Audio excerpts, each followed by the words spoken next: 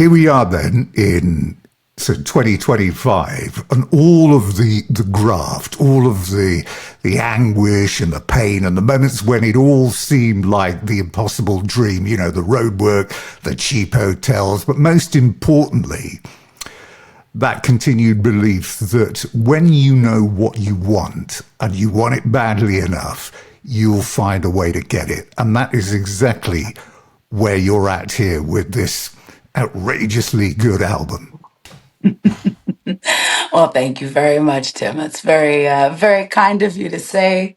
I think we say it often that there's never been a plan B. We put all the eggs in this basket. It's rock and roll or die. So, there's never another option. We've just got to keep going.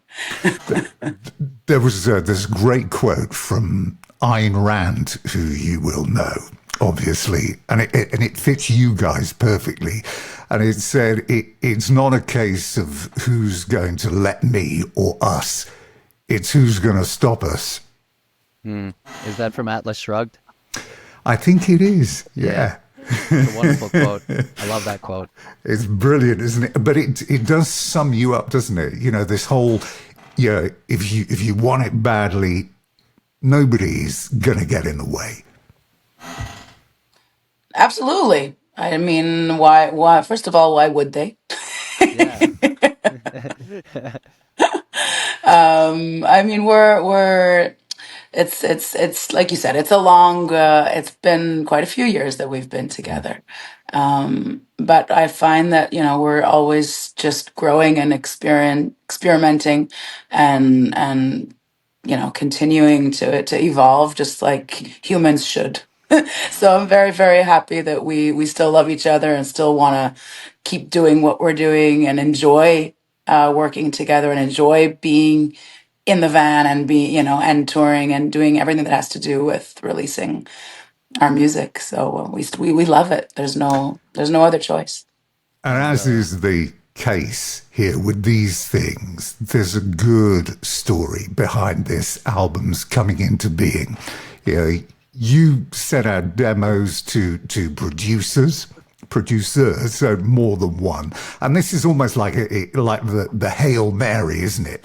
Your emails have gone out, and such is the confidence in yourselves, you've decided that one has to go to Bob Rock. Now, this guy obviously is no ordinary producer. 27-time Juno winner. He's a Grammy winner and possibly one of the greatest masters of his art there has been. What did you really think was the chance you were going to get a reply? Seriously.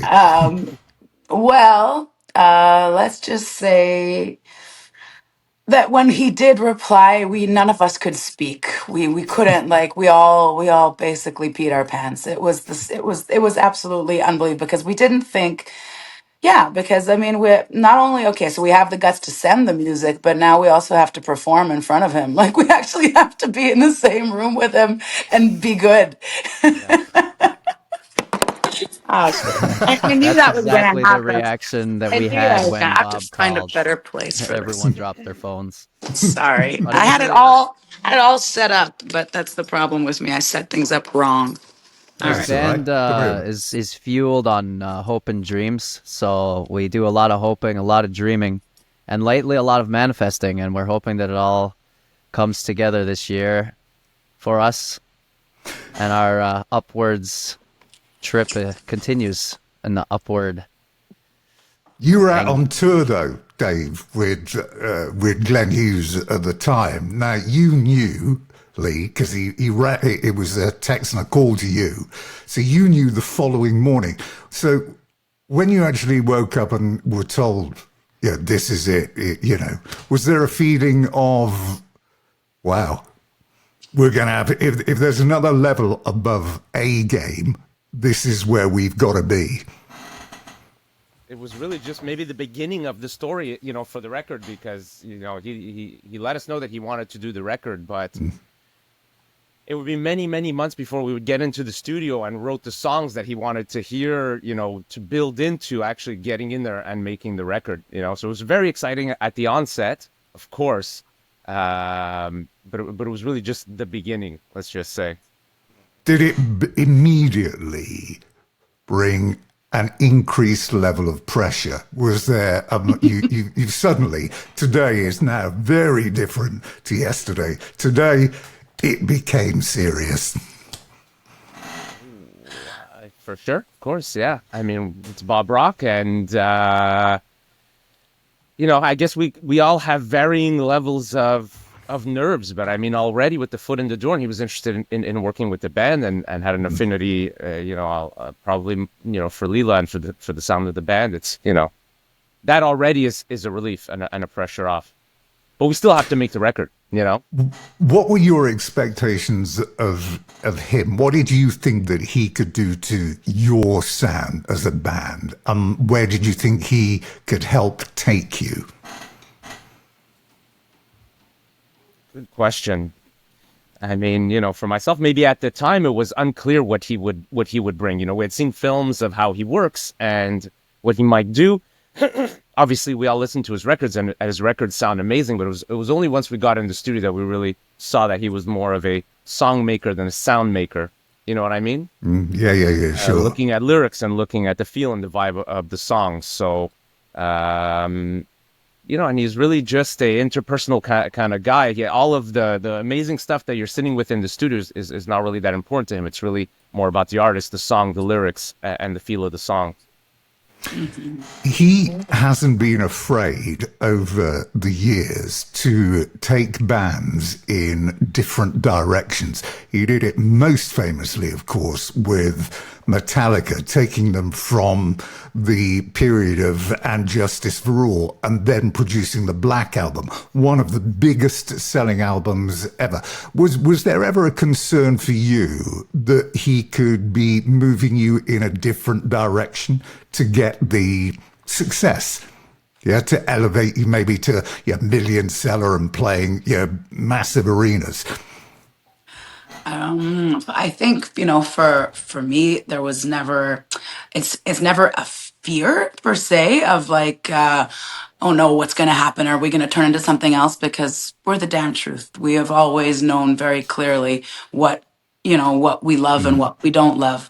And it's very clear in the studio. And the minute we got to hang out with Bob and to see the kind of person he is not the kind of person who's like, this is what I say goes and just do it.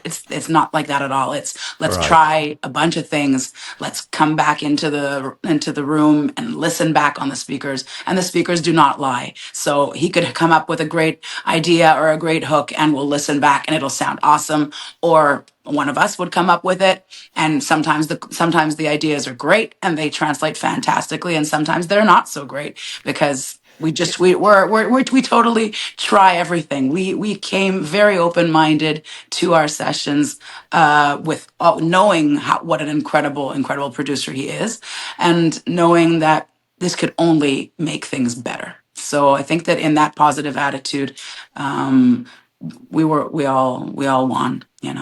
Yeah, sure. But when I hear you, I feel the spirit of Led Zeppelin. Those were his words. Now, to be mentioned in the same breath as a band, for some, who are the greatest rock and roll band ever, by a producer who's been involved in some of the biggest selling albums ever, this is just the endorsement that you want, isn't it? This is huge. Totally. I mean, absolutely, like that. Yeah. Like that moment, because that was what he told us on that first initial phone call. And he was like, I was listening to the demos, and I hear the essence. I hear. The minute he said that, it was just, you get it. You get us. You get it. I mean, we absolutely adore Zepp and adore, that time in music. The 60s and 70s were from our biggest inspirations in music.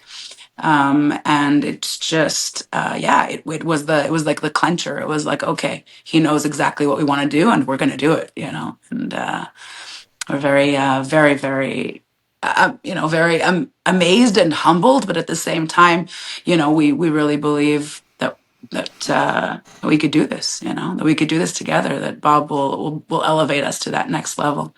And he did. Yeah. So let's talk about the album, and I'll pick out some songs in a second. But when it was finished and you guys got to sit and listen to playback, to the completed article for the first time, what were your immediate reactions? I mean, you know it's good, but what did you think? Oh man, does someone else want to start? I feel like I've been talking my ass off. Yeah, for me, I don't know if there was like a moment as you're defining it, because we made the record, and as it sounded in the studio the day that we cut the tracks, and as we built it, and to the point where we finished it, there was not this like moment where the door was open and something magical happened, down the line. When we laid down the tracks, the bed tracks, on that day in studio, and built from there, was, we were hearing our record. We were hearing it grow, So, getting to the end of the process and hearing the big final thing after it's mixed and mastered, it's very special. Maybe when we heard it off of vinyl was really like an aha moment. But I mean, when Lee-la sang her lead vocal that day in the studio, was the day that we heard the record. And I think a lot of us, cried tears of joy hearing that through the speakers, but it was there that day in that studio, and maybe not on the back end when it was all done. For me, anyway. Were you moved, PY? Definitely, and like you said at the end, when you come to that completed phase, when you can listen to it top to bottom in the proper track listing and like hear the life in the record, it really is something. You see all the decisions made down the line, all the little moments where it was like, I don't know if this is going to work, or I don't know if I like this, or this is amazing. And you get to see all those moments compacted into one nice little box. And it does have a little bit of a, wow, I actually love this now, or I'm hearing this completely different. And like, you get to evolve your perception of the record after months of playing the songs together for us, then being all nervous to play them for Bob and practicing our balls off, and then playing them for Bob live tracked and listening back, and all these moments. It is heavy. Yeah, it was heavy. There is a lot going on here. First play, as a listener, as a fan, you're lapping up this crescendo of noise, the riffs, the guitar solos, the bass, the drum sound, and of course the extraordinary vocals. But when you delve deeper into the lyrics, this is where you find that there is this emotional sprawl. We have love, we have loss, destiny. At times, this is a really very personal album. Yeah, for sure. I think that that's really the only way that we know how to write, when it comes from somewhere deep, deep inside. And I think that a lot of our writing, as much as like when we're on the road, like things will have a lot of like hooks or rhythms, or like I'll be recording little melodies into our phone when we're touring and whatever. But it's really when we come back home and sort of live a little, like go back into real life and sort of experience whatever it is that real life is, because tour life is a whole other life. But when you're sort of connected back in with your community and your world and your extended family, is sort of when you kind of take a breath, and for me anyway, that's where the real writing comes, when sort of you can take a step back and sort of, if it's social commentary, or if it's like personal stories. I think it's a mixed bag of it all, to be able to to reflect on sort of where my heart is, or where we're at the moment.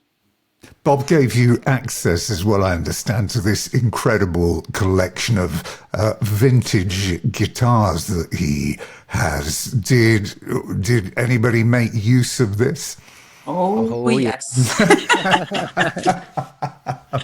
Oh my God. Yeah. I mean, Tom isn't with us, but you guys can repeat some of the incredible guitars that he managed to. Like the thing. You might play some cool guitars. It's pretty awesome that he just kind of like goes and hears something in his head after a take, and he's like, all right, guys, 10-minute break. I'm going to send Buddy to go get this guitar, this bass, this mic, this. And he knows what he wants to hear, like down to the guitar, you know? Then he gets the guitar, and then he plays the guitar first. And he's like, this needs a setup. And then sets it up and gets it all perfect for the recording. And then we get to use that stuff. And I mean, I played the bass from Summer of '69, which is a 60s P bass. Tom had like Rickenbackers, Jimmy Page, Telly, the Tom Petty Rickenbacker. We had what's that little white guitar? Johnny Winter's little Vox. The Vox guitar, yeah. Lee-la had Frank Sinatra's mic at one point. The Metallica mic came out. Yes, it was just, and it's just for him. It's just like, yeah, take it. Do whatever. No. It was like there was a point there when we were surrounded by like 30 guitars, there was just trying and let's not talk about the pedals and it's just like, pedals. it's Oh my God. unbelievable to be able to have that treasure trove of gear to be able to use, to have at our disposal. And it was so inspiring. There were like licks that came out of Tom and solos that he had never played ever before. And like by picking up that 1950s guitar and, like the sound and the way his fingers, worked on the fretboard, that was like, I don't, it's magic. It's magic. Something that's not mentioned often is actually the drums we used. We arrived and it was like not something we've done before. Dave, you could probably speak about it more, but we arrived and it was a full metal drum kit, not the genre. Like the drum kit was made of metal. Yeah. Oh, wow. We had never used that before, but Bob was adamant about we're using this kit. Well, I mean, we recorded at the Warehouse Studio, which is Bryan Adams recording studio in Vancouver, Canada, which is already like laid out with like incredible instruments. And Bob has like a mini container of his personal collection because he only works out of the Warehouse Studio in BC. So it's like drums and amps and guitars and pedals. And every Nice. time it's time to lay something down, he'll be like, go get the Gibson, get the SG, get the 59 Les Paul, get the pedals and and when it came to the drums, he went out and he got this big stainless steel drum kit, which are not too common to find. They're very heavy, they're very, very, very, very powerful. It's just, something really, really unique. It gives a certain sound to the drum recording. He brought out the I think it's called it's a famous snare drum, some $50,000 odd snare drum. Crazy stuff, just like really, really, really fun to sit down and have all these toys and be in that room and play in that space. And it's all just magical, gives us a little extra Inspiration. I don't know what it gives us. It gives us a little inspiration. Yeah. So let's talk about the album, the songs on the album. Be Somebody to start, which is the perfect place to start because this is like going back to the very beginning. You or somebody who wanted to make their mark in life, wanted to make their mother proud, landing in a big city, perhaps moments of self-doubt, but just like sticking with it and determined to make it a success. So it was a perfect lyric for the beginning of the album, the perfect song. Well, thank you very much. We think so. Kind of is the story of who each and every one who does this is, It's that yearning that there is something coming for you, but you just have to hang on through all the hardship. And sometimes the hardship, it makes you want to let go, but if you want to be somebody, you just got to get a grip. That's so cool, though, that I'm sorry, I'm butting in because I've never heard PY's thought to it. Like I wrote it in like a very, very personal place, like not really about fame or fortune or our it was more of like, loving myself but what's so nice is that everyone can take what they feel from it. That's what, songs are, it's they've gotta leave you with room to find yourself within them. And each one of us is different. So I think it's really nice it's nice to hear what you feel towards it, PY. Yeah, it is a great story. And there is a strand that runs through. I mean, because putting the song order together is another real skill in itself. I mean, I never realized this until talking to people when I first became involved in this. I just thought they got a load of songs and chucked them on an album. That was it. But there's a real science to this and the way it's put together. Oh, it's really hard. It took us, like, it was not easy. We consulted with Bob as well. He became so wonderfully involved in the project from start to finish, from demos to, to the mix, to every little thing. And so that he's become a really, really great friend and confidant. Like, he's amazing. We keep talking about his expertise, which is amazing, but he's an incredible human as well. He's a beautiful, beautiful man, with so much insight, and he really did help us shape. He kind of said, let's do this the 60s, the classic way, the bangers. He knows exactly where to put the bangers, knows exactly where to put the ballad, knows exactly where we should flip the album. Like, he was very, very confident as to, he knew how it had to work. So, like, at the end of the day, we're like, sure, Bob, do it. Let's do it. Because we could go back and forth changing songs around and, thinking that this should be and it's like, you know what? Bob has an amazing vision. We went with his am I right? I think we went with his set list at the end. It was back and forth for a while, but I think it was his set list that, like, yes, you got it, man. Because it was like a few songs there that we weren't sure. Most of it, we had that same idea. Be Somebody was always going to be first, and Dying Dove was always going to be last, and then finding the right balance between them all, and yeah. It's something that we fight with all the time. Not fight, but something that we work with all the time. Especially then you have to do it again for the live show. Oh, of course. Then you got the new songs and the old songs, and which old songs do you spare? And where do they fit within this new paradigm? This is why so many people, isn't it, decide when they go out to do a show, and they've got a great album, they'll say, right, okay, part one of the show was in two parts. Part one, we're going to be doing the new album. And then at the end of it, we'll do the best bits from everything else. We're not there yet. Well, so you moved on from that to I Just Gotta Let You Know, and then we're into Love Out of Luck, which is a fantastic song. Love the bass intro to this, which has got a real sort of new wave punk feel to it, and then totally. It's just in your face. And again, you go back to the story. Somebody who's impulsive, making poor decisions, then they've obviously gone, and it's what you've got to do to get them back, because can't take you and I can't leave you. It's the absolute story of indecision at the end of the day. Don't know what you've got until it's gone. Totally, absolutely. That's spot on for me anyway. It's all about, like, the black and white, the good with the bad, all of that craziness of relationship and of yourself within a relationship. I mean, it's yeah, absolutely. And how do you balance all of that? With difficulty, but this is going to be one of those songs, isn't it? You could either say, right, okay, well, this is a brilliant show opener, or this is the first song of the encore. It could go anywhere because it is such a great track. But the one thing that that you'll never be able to do is a show without putting that in it. I like that. That's quite true.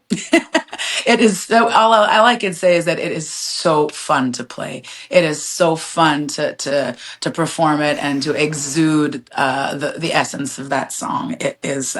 It's like I don this character that I don't even realize is happening. It's just something in the nuance of the way I sing, or the way I guess, yeah, the way I'm singing it and the way I'm performing it, that it changes up wherever it is in the set. It's like, okay, we're starting something new. We're turning a page. It's this song now. The video was good for that, by the way, as well. When you were taking a shot of Jack Daniels, I thought there was going to be a pint of Guinness going down, but obviously no time. But moving on, if I don't make it home tonight, the longest track on the album, and this I think is a contender for the best track on the album. I think, because it slows things down. We get these huge harmonies. We get backing vocals giving this real choral feel. And again, when you get into the story, we're talking about journeys. You're talking about an old town can still be found. It's where we belong. Or is it somewhere you're looking for? So again, it's a perfectly positioned track, but a completely different song in terms of it's more melancholy and it's a completely different voice.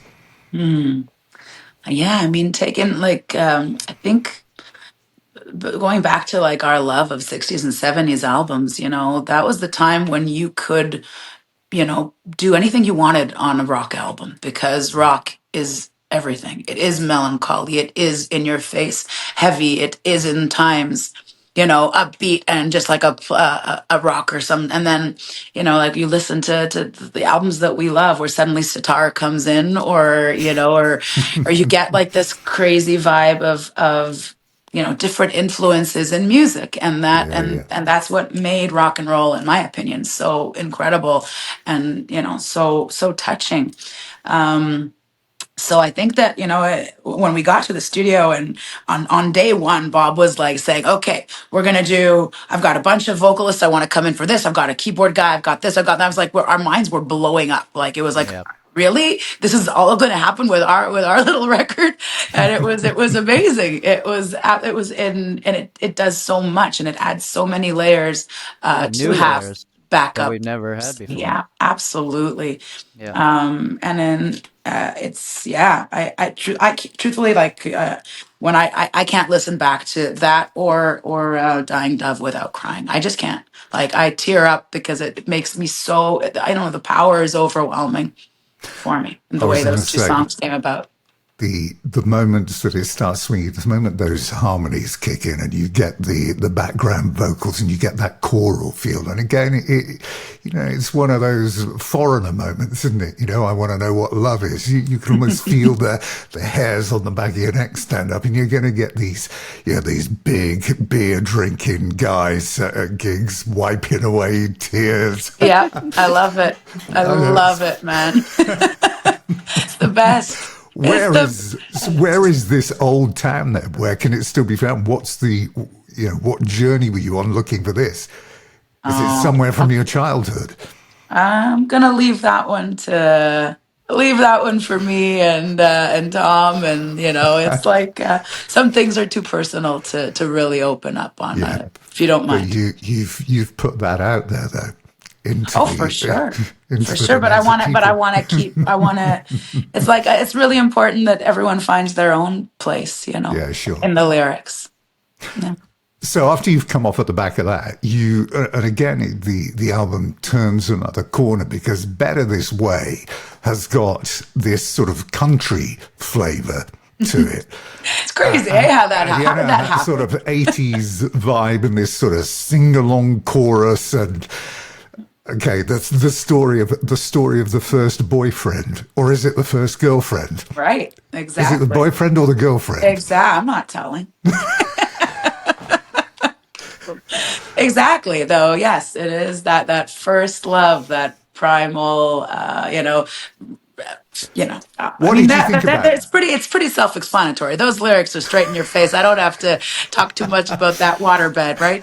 I was just about to say the old waterbed sounded fun. But how did you feel about the sound of the trail offers? Because again, it's completely different to anything else that is on there. With that, it was almost like the Eagles. I hear Bryan Adams when I hear it. It's like it's very, very different, and it's very strange the way that song came about. Like if I like a lot of the songs, it starts on acoustic guitar. So at first, like you have that, the acoustic vibe and the acoustic feel, and then when we bring it to the studio, it's like, well, it could go any which way, and it could happen in any direction. But I don't know. There was just something very, very. I don't know how you would put it. Just simple, like a simple song in when I hear it, like that. Just already everything was there, like, and it just needed to be, recorded properly, enhanced the right mood. And I find that like nothing interferes with it. It's like, sure, this is like a straight up easy listening pop rock song, and it's like it's not like It who is. we are or what we are. It doesn't matter, but it works. It's a beautiful song. We played it live now on our cruise for the first couple times, like as an encore, and it went over fabulously. Like this is like, even the fans that we have never heard this song before. They're not. It's a brand new song, and there's just something about it that I don't know, that just grabs you. Mirror's got again a commercial feel to it. It's a good, really multifaceted pop song, really, but it works even within the confines of that being a rock and roll album. It sits well, and it's sort of like, you don't get stuck in a groove. There's just these subtle, changes and movements, and all night long you're back on full throttle again. This is the rock and roll. This has got to be the story of you and Tom. This is for sure. I mean, it can't be anything else really. Getting together, running away, talking about heading off to Paris and drinking all night and sleeping all day, and the guitar. Now, tell me that isn't the story of you two, or is it not? Oh, not at all. No. Who is it? I have a little story about that song. Go for it, PY. Originally, that song was called Champagne on Ice, and we had it as like our banger, like party song, like our lives when we're at the peak of our existence. We just played a 10,000-seater show, sold out, and we get back to the Airbnb, we got our champagne on ice, and we're partying. And then we brought it to Bob, and he's like, no. No. He's like, it could be better than this. Come back with, make it better. And then we did.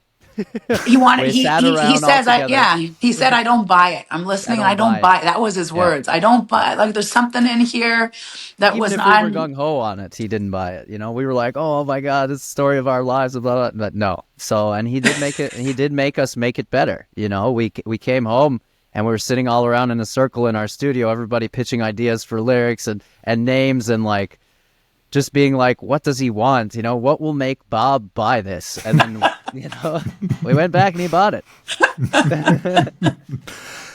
Track 8, Willow.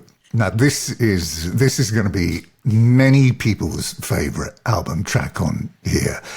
And this, I think, is the essence of why Bob said, you remind him of Led Zeppelin, but it isn't any sort of cheap rip-off or imitation of Led Zeppelin, because, you discover a completely different voice here.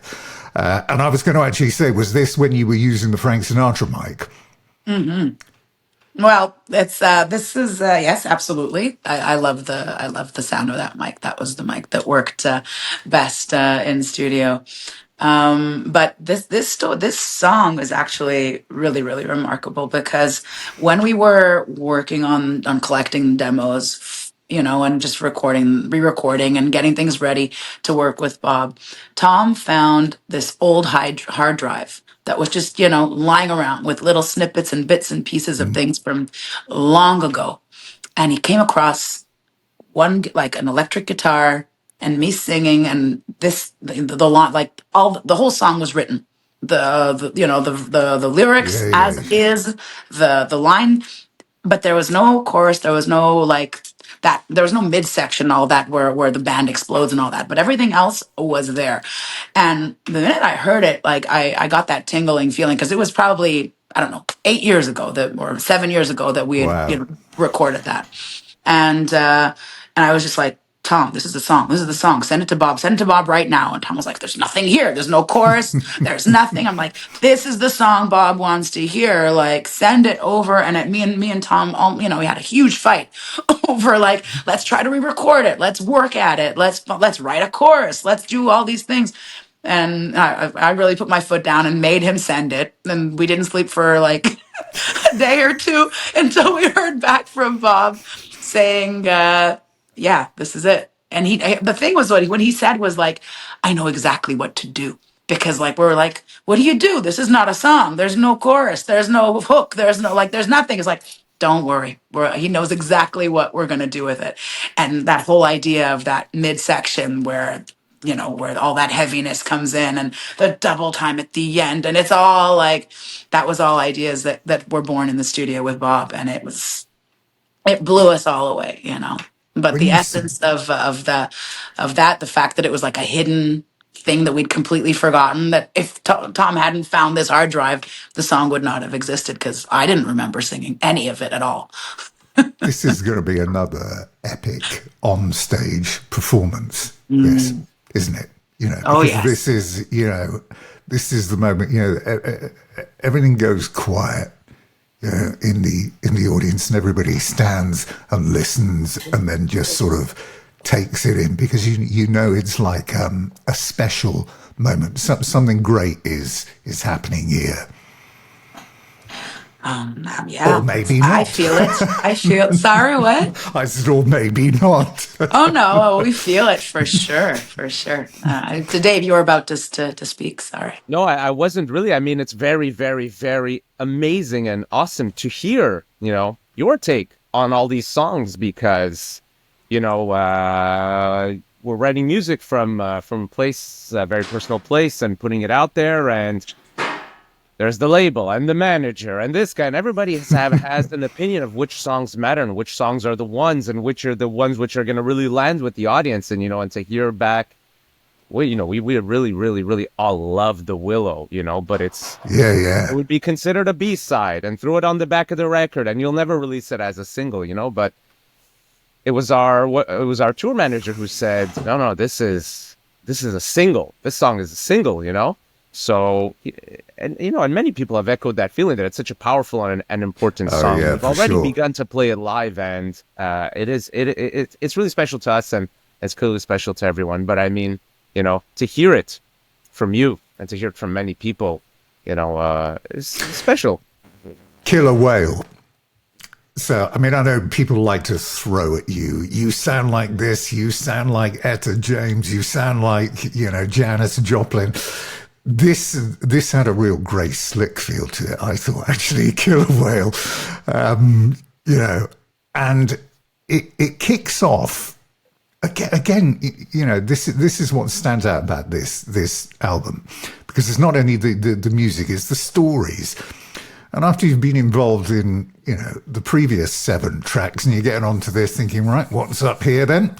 And, it's somebody who's been given up or dumped. And then it gets into like really visceral stuff here. You made me crawl. I want to feel you in my soul. Are you still thinking about me in your dreams? Not the actual words that you use, but, So again, I think visceral is quite a good word, actually, that describes the whole thing. And added together with those vocals, it's another remarkable, song. Well, thank you so much. First of all, mentioning Grace Slick, for me, she's a goddess in my book. I've loved her voice and her singing. I've been addicted to early Jefferson Airplane since I can remember. Actually, White Rabbit is the song that will forever and ever start our shows, because there's nothing better. That's our walk-on song we can never, and I don't think we can ever top it. So, I mean, the fact that you kind of hear reminiscent of my voice, of Grace, and I'm blown away, and thank you very, very much, because I love her. Killer Whale, it's a hell of a song. I don't know what to say about it. It's definitely powerful and different, and it's that driving guitar, that just gets you. That, like, for me, I kind of like, I'm a big walker. I walk around the city a lot. I like taking like 40 minutes, hour and a half walk. And when we got the album back, and I was just listening to it on my walks, and I just found that, like, when that song kicked in, I could walk fast as I've ever walked. I have this huge smile on my face. I'm like totally like into it. And I was kind of detached. Like I forget that it's us, you know, it's like, it's very different. And so I, and from a very personal level, I love it.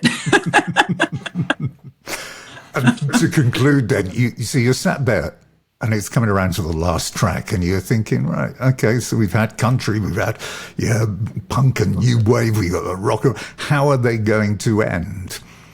And you end with another epic with Dying Dove, and I love the intro, the there's 2, 3, 4 seconds of organ you get right at the beginning, which has a real Deep Purple feel to a real John Lord feel to that. And again, you get that, it's this melancholic feeling to begin with.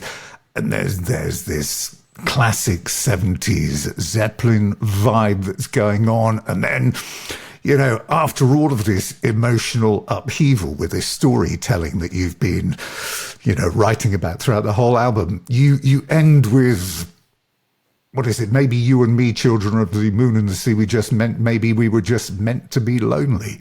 And it's like, Christ, what a way to end an album. It's like, no, life isn't that sad. You're not lonely. There's lots of fans out there, There's a lot of everything. It's like, again, it's the good and the bad and the hardships that come along. And I don't see it as pure devastation. It's the way you kind of are feeling it. I feel, but yeah, I mean, it's a moment in time, and it's a moment of what we were going through at the time of writing. There's just so much heartache and upheaval and war.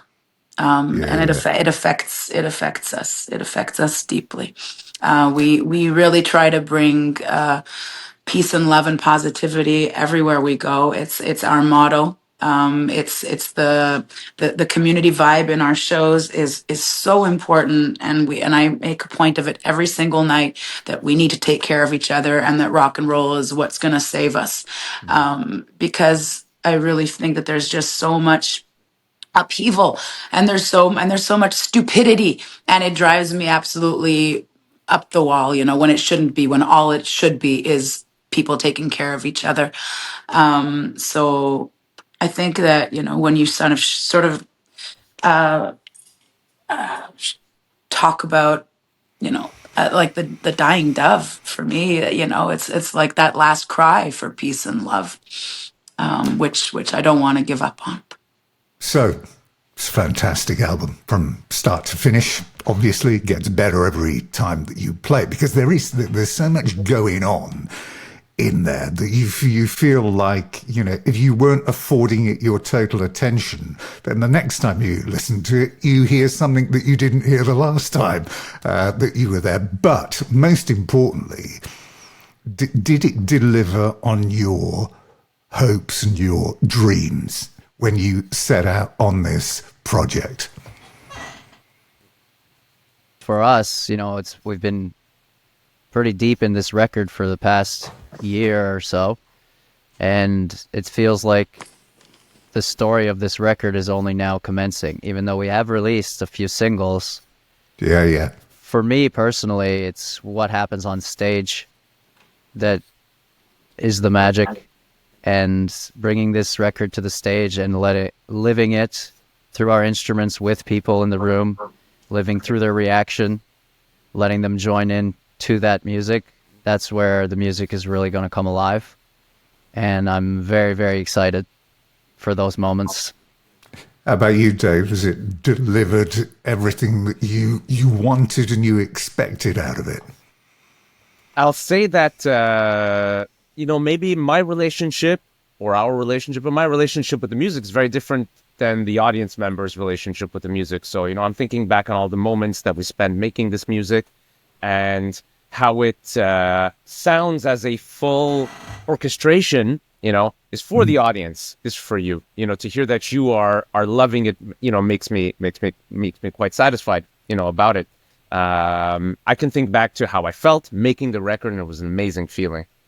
Being in the studio, writing the songs, doing the demos, being with Bob, being with the band, sitting with the notepad, all of that is the record for me, not necessarily the sum of its parts, but the moments like spent creating all of those little bits and pieces. So, we're really happy that I'm really happy so far that the feedback is so great, but I look forward to playing that song or those songs 1,000 times and having 1,000 new experiences with that song and 1,000 new emotions and 1,000 new environments. And, that's like, my relationship with the music. So, satisfied with the record, but craving, that feeling and that exhilaration of being on stage again and feeling the audience through the song.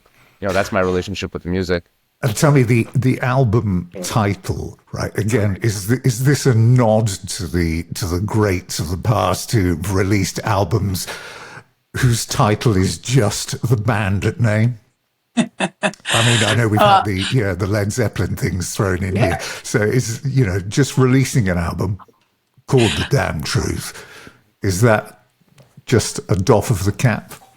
Well, I think sorry. We realized that we never used The Damn Truth like as an album name, and every time we do interviews or anytime we leave our house, people ask us about the name. The name is so jarring in its simplicity yet impactful. So for us, this record was that. It was The Damn Truth. This is us. This is the epitome of everything we've done. And so it was only right to name it The Damn Truth. So where do you ultimately want to be then, as you look into the future? When you began out on this road together, when you all got together and you put the band together and you started to produce music, you must have had an objective. Was it to get a number one album? Was it to play, Radio City Music Hall famous venues, to do tours of Europe and the UK, come to London? What was the objective, and where do you ultimately want to go? This band is never want to stop playing all over the world. Never want to stop seeing our fans. Every now and then take a break, pop over, visit Bob, record some music, but never stop playing, man. Never. Where Perfect. What about you, Dave?